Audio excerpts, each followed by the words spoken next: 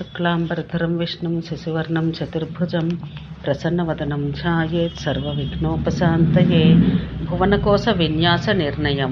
ప్లక్షాది సప్తద్వీపములందరి ప్రతి ఒక్క ద్వీపాన సప్తమహాపర్వతాలు కలవు. అవి సూటిగా సర్వదిశలయందు వ్యాపించి ఆ మహాద్వీప సౌందర్యాన్ని ఇనుమడింపచేస్తూ సరిహద్దుల వలె నిలిచి ఉన్నాయి. నేను ప్లక్షద్వీపమందరి సప్తద్వీపాల గురించి వివరిస్తాను. వాని యందు మొదటి పర్వతం గోమేధికం, రెండవది చాంద్రం, మూడవది నారదం, నాలుగవది దుందుభి, ఐదవది సోమేకం, ఆరవది సమనహం. దానికి వైభవం అని మరి ఒక పేరు కూడా కలదు. ఏడవది వైభ్రాజ పర్వతం. ఇవి 7 ప్లక్షద్వీపమందలి మహాపర్వతాలు. రెండవదైన సాల్మలి ద్వీపమందు కూడా 7 ప్రత్యేక పర్వతాలు కలవు. అవి క్రమంగా కుముదం, ఉత్తమం, బలాహకం, ద్రోణం, కంకం, మహిషం, కకుద్మానం అను పేర్లు కలవి. కుశద్వీపమందు 7 ఉపద్వీపాలు కలవు. అట్లే సప్తకుల పర్వతాలు కలవు. వాటిని గురించి వాటి పేర్లతో సంక్షిప్తంగా తెలుపుతాను. మొదటిది విభ్రమం, రెండవది హేమపర్వతం, మూడవది ద్యుతిమంతం, నాలుగవది పుష్టితం, ఐదవది కుశేశయం, ఆరవది హరివిరి, ఏడవది సంపద్వంతమగు మందర పర్వతం. ఇదే మహాదేవుని నివాసం. మందరం అనునది జలముల నామం. మందరమందు జలము కలిగిన కారణం చేత దానికి మందరం అని పేరు వచ్చింది. ఈ విశ్వానికి అధిపతియగు వృషభధ్వజ శివుడు స్వయంగా అక్కడ గల ఉత్తమముగ సౌధమందు ఉమానందితో నివసించును. పూర్వం మహాపవిత్ర స్థానమగు అవిముక్తమందు మందరుడు అను వాని తపస్సు చేత మహేశ్వరుడగు శివుడు సంతుష్టుడై ఆ మందరునికి పరమపదం ప్రసాదించెను. దాన్ని అనుసరించి మందరుని కోరికపై పార్వతీ సహితుడగు పరమేశ్వరుడు ఆ పర్వతంపై నివాసము నడుచుటకు వరం అనుగ్రహించెను.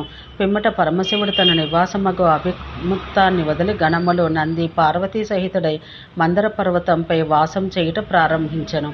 ఆ హేతువుచే ఆయన ఈ పర్వతం వదలడు. క్రౌంచ ద్వీపమందు క్రౌంచాది సప్తకుల పర్వతాలు కలవు. వాటి పేర్లు క్రౌంచం, వామనకం, అంధకారం, దివావృతం, వివింధం, పుండరీకం, దుందుభి, స్వరములనేవి. ఈ క్రౌంచ ద్వీపాన గల సప్తపర్వతాలు రత్నమయములుగా ఉండును. అంతేగాక అనేక రత్నాలచే నిండి ఉండును. శాఖద్వీపమందు కూడా సప్తపర్వతాలు కలవు. ఉదయం, రైవతము, శ్యామకము, రాజతము, అంజకేయము, రమ్యములు అనవి వారి పేర్లు. అవి అన్ని ఔషధ మొక్కలు, కుంకుమ పువ్వు వృక్షములు చేతకూడి ఉండినవి. ఈ కుంకుమ పువ్వు వృక్షముల నుంచే వాయువు ఉత్పన్నమవుతుంది. పుష్కర ద్వీపమందు శోభావంతమైన పర్వతం ఒక్కటే కలదు.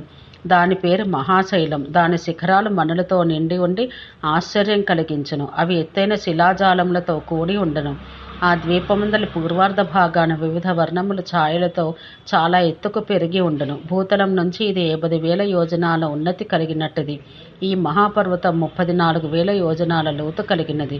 ఈ పర్వతం ద్వీపం యొక్క సగభాగమందు ఉత్తర దిశలో మానస పర్వత శృంఖలపై వ్యాపించి ఉండును.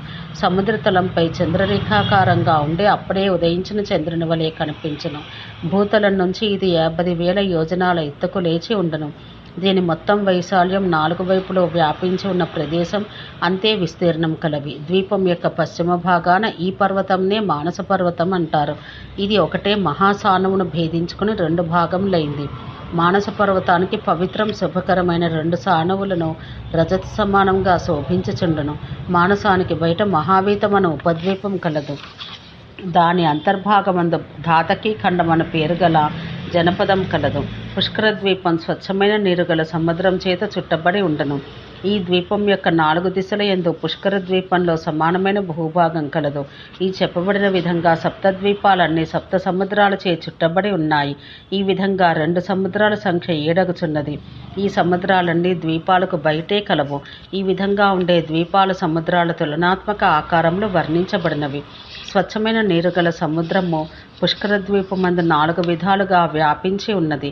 దానికి బయట ఈ విశ్వం కలదు. భూమి సువర్ణం కలిగిందై విస్తారమందు పుష్కర ద్వీపానికి రెట్టింపు పరిమాణంలో ఉంటుంది. ఇదంతా ఒక పర్వతంగా పోల్చదగింది. దానికి బయట చుట్టుకొన్న క్షేత్రం కలదు. అందరి కొన్ని భాగాలు దట్టమగు చీకటితో, కొంత భాగం తేజోవంతమగు కాంతి కలదిగా ఉంటుంది. దీన్ని లోకాలోకమంటారు. మహామునులారా, ఈ భూమి దృశ్యాదృశ్య పర్వతమంతయే ఉండను. దీని ఎత్తు 10,000 యోజనాల. ప్రభావవంతమగు లోకాలోక పర్వతం యొక్క విస్తారం కూడా అంతే ఉంటుంది. సూర్యకిరణాలు సగంలోనికి చొచ్చుకుని పోవచుండగా సగం పై భాగానే వ్యాపించి ఉండను. దీని ద్వితీయ భాగమందు సదా ఘోరాంధకారం నిలిచి ఉండను. అందుకే ఇది లోకాలోకమని పిలువబడుతున్నది. ఈ విధంగా భూలోక వర్ణనం సంక్షేపంగా చేయబడింది. భువర్లోకం సూర్యమండలం వరకు వ్యాపించి ఉంటుంది. శివర్లోకం ధ్రువుని వరకు కలదు.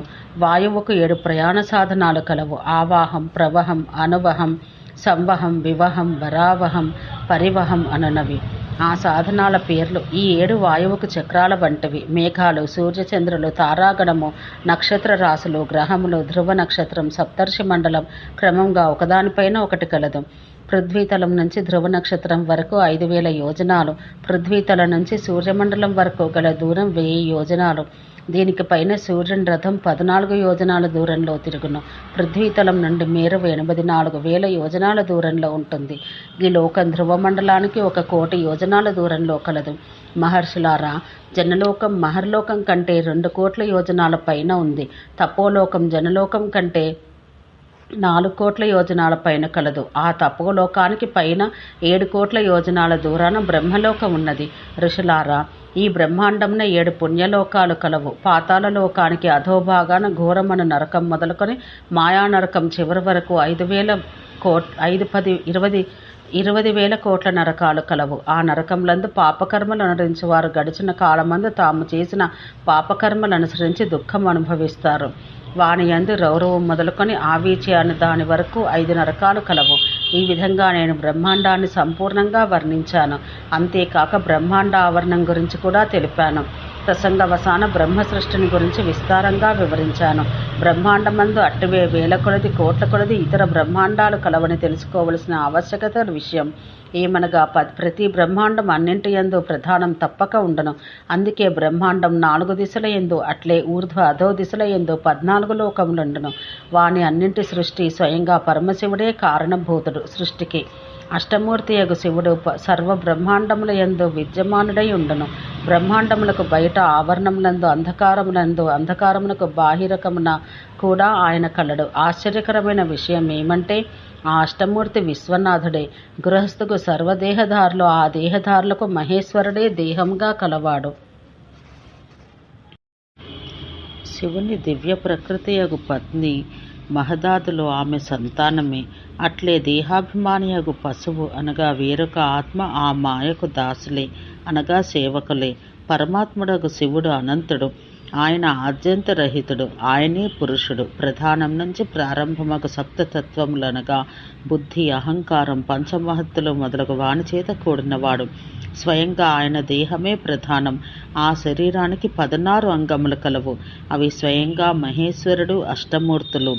ఆయన ఆజ్ఞానుసారమే ఈ పృథ్వీ స్థిరంగా ఉన్నది.